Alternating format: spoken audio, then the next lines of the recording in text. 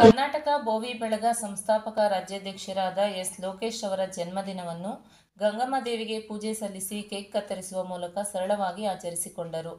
ಕೆಆರ್ಪುರ ಕ್ಷೇತ್ರದ ಬಸವನಪುರದಲ್ಲಿರುವ ಗೃಹ ಕಚೇರಿಯಲ್ಲಿ ಹಮ್ಮಿಕೊಳ್ಳಲಾಗಿದ್ದ ಕಾರ್ಯಕ್ರಮದಲ್ಲಿ ಸದಸ್ಯತ್ವ ಅಭಿಯಾನ ಮತ್ತು ಪದಾಧಿಕಾರಿಗಳಿಗೆ ಸಂಘದ ಗುರುತಿನ ಚೀಟಿ ವಿತರಣೆ ಕಾರ್ಯಕ್ರಮ ನಡೆಯಿತು.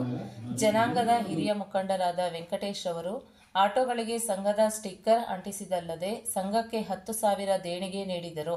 ಎಸ್ ಲೋಕೇಶ್ ಅವರ ಹುಟ್ಟುಹಬ್ಬಕ್ಕೆ ಹಲವಾರು ಅಭಿಮಾನಿಗಳು ಪಟಾಕಿ ಸಿಡಿಸಿ ಉಡುಗೊರೆ ನೀಡಿ ಅಭಿನಂದಿಸಿದರು. ಭಾರಿ ಶ್ರಮಪಟ್ಟು ಅದೇ ರೀತಿ ರಾಜಕಾರಣಿಗಳೆಲ್ಲರೂ ಸೇರಿ ನಾವೆಲ್ಲರೂ ಹುಟ್ಟುಹಬ್ಬ ಆಚರಣೆ ಮಾಡ್ತಾರೆ ಮತ್ತು ಶುಭ ಅಶುಭ ಕಾರ್ಯಕ್ರಮಕ್ಕೆ ಸ್ಪಂದಿಸ್ತಾ ಇದ್ದೀರಾ. ದುಃಖ ನೋವಿನಲ್ಲಿ ಬರ್ತಾ ಇದ್ದೀರಾ. ಜನಪ್ರತಿನಿಧಿ ಎಲ್ಲರೂ ನಮ್ಮ ಸಾಮಾಜಿಕ ಸಂಘಟನೆ ನಾಯಕರಾಗಿ ಮಾಡ್ತಾ ಇದ್ದೀರಾ. ಪ್ರತಿಯೊಬ್ಬರು ಗುರುಸ್ತಾ ಇದ್ದೀರಾ. ನಿಮ್ಮನ್ನು ಗುರುಸೋದಾಗಿಲ್ಲ. ನಾವೇ ಅವರ ನಮ್ಮ ಸ್ನೇಹಿತರು ಈಗಾಗಲೇ ನಮಗೆ ರೈಲ್ವೆ ಟಿಕೆಟ್ ಬುಕ್ ಮಾಡಿಕೊಟ್ಟಿದ್ದೀವಿ. ನಮ್ಮ ಕೆಲವರು ಸಿದ್ದರಾಮೇಶ್ವರ ದರ್ಶನ ಪಡೆಯಲು ಆ ಕುಟುಂಬ ಅಲ್ಲಿಗೆ ಯೋಚನೆ ಮಾಡಿದ್ವಿ.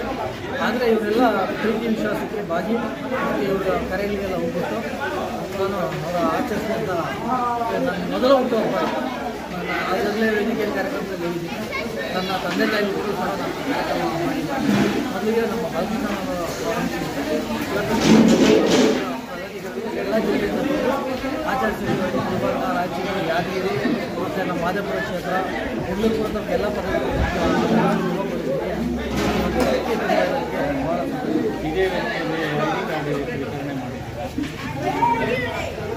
ಸಂಘಟನೆ 2017 ನೋಂದಣಿ ಆಗಿದೆ.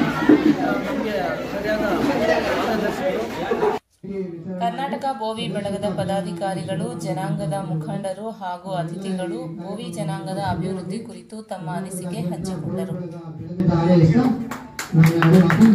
ನಮ್ಮ ಏನಿದೆಯೋ ನಮ್ಮ ಜನಾಂಗದವರು ಅವತ್ತು ಕಲ್ಲೊಡೆದು ಜೀವನ ಮಾಡಿ ಇವತ್ತು ನಮ್ಮ ಮಕ್ಕಳು ಅವರು ವಿದ್ಯಾವಂತರಾಗಿ ಕೆಲವು ಮಾಡ್ತಾ ಇದ್ದಾರೆ. ಇನ್ನ ಕೆಲವ್ರನ್ನ ವಿದ್ಯಾವಂತರು ನಾವು ಮುಂದುವರಿಸಬೇಕು.